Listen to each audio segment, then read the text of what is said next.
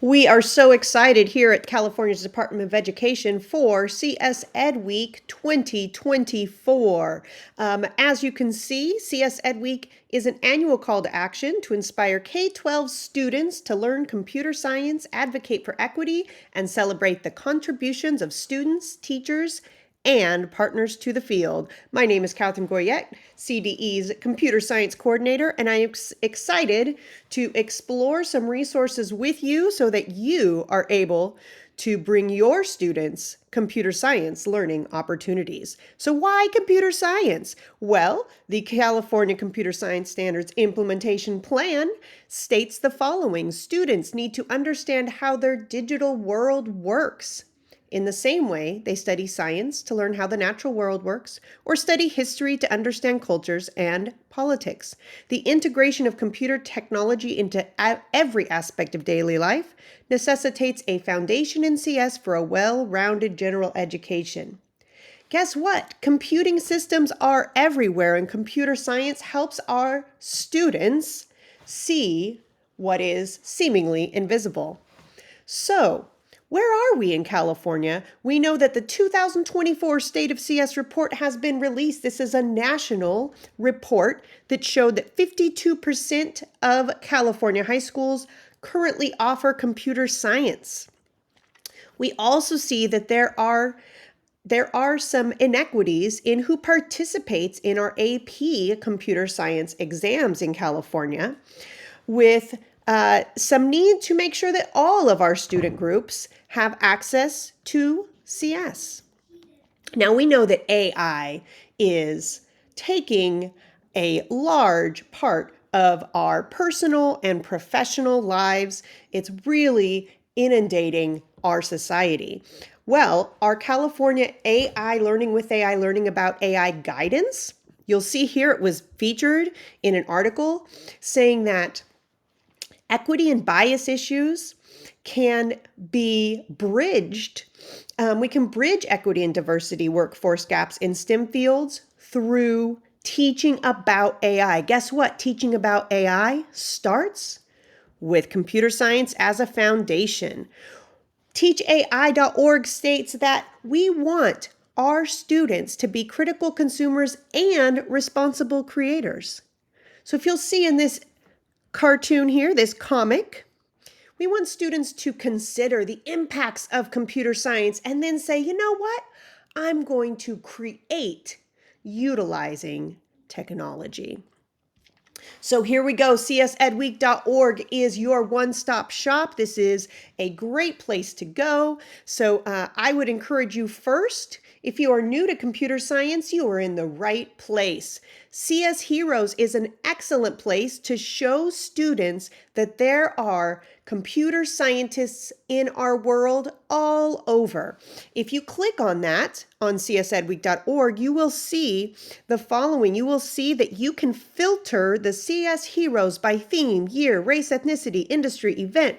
And so this way your students can see others just like them that are making a difference in the world utilizing computer science. Now, you may feel like you haven't had experience in computer science, and so how can you bring that to your students? Well, guess what? The California Computer Science Strategic Implementation Plan, Principle 1 states every student and every teacher is capable of learning computer science. And this is something that we actually discovered in a state-funded opportunity called Seasons of CS, and the findings from an independent source said that more than half of those that attended these Seasons of CS workshops, these professional learning, had no experience computing with computer science, but they had fantastic positive impressions about content format and usefulness and felt confident in moving forward to teach computer science. California Department of Education is committed to computer science. Not only do we have the Seasons of CS program, but we also, as a state, have funded another program for professional learning called CalMSCS.org. And we joined and made a commitment through CS for All for that. So definitely check that out for more opportunities. Now let's get back to Hour of Code. How can you take an hour or more to make sure that you provide an introduction to computer science for your students. Well, here you go. As it says, anyone, anywhere can host an hour of code. Let's find out what are some great ways to do this. So I went through and found some key places on the Hour of Code website that might be great for you, that do not require logins, that do not require a great amount of prep. And so we'll start with these simple entry points. And if you want to go deeper, stay tuned because we'll have opportunities for that as well. So if you teach grades TK to 2, there are a couple resources here that are fantastic for your young learners. Both of them do not require reading. So this is great for pre-readers or those that are struggling in regards to independent activities if they are required to read. So definitely check these out. They are engaging and simple to access on devices. Next, we have grades 2 to 5. So Inside Out 2 is the inspiration for a make code activity that is using block coding. And you could also talk about Inside Out 2 and make this an SEL lesson. And of course, we also have the opportunity to have students create music. And so code.org has created this excellent resource, this activity called Music Lab Jam Session that your students will love as they create their beats. Grades 6 to 8, a couple to highlight. The first is Code Combat Goblins and Glory. Now, while this does ask students to use text-based code, JavaScript and Python or options, guess what?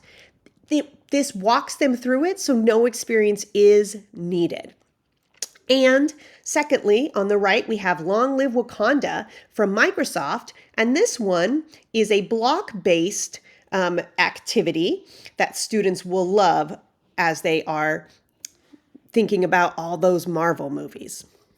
So finally, in grades 9 plus, there are a couple of activities here. The first one is called Mind Makers, and so it is a block-based coding program that you can check out.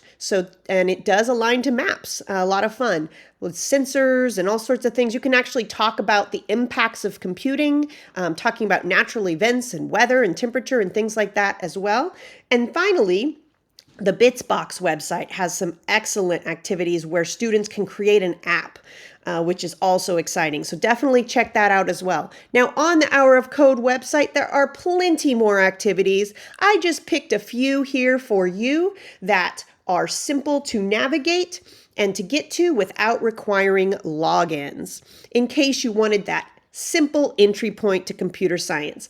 Also wanted to invite you to check out csforca.org/AI. This is a work group that has all sorts of computer science resources specifically about demystifying AI.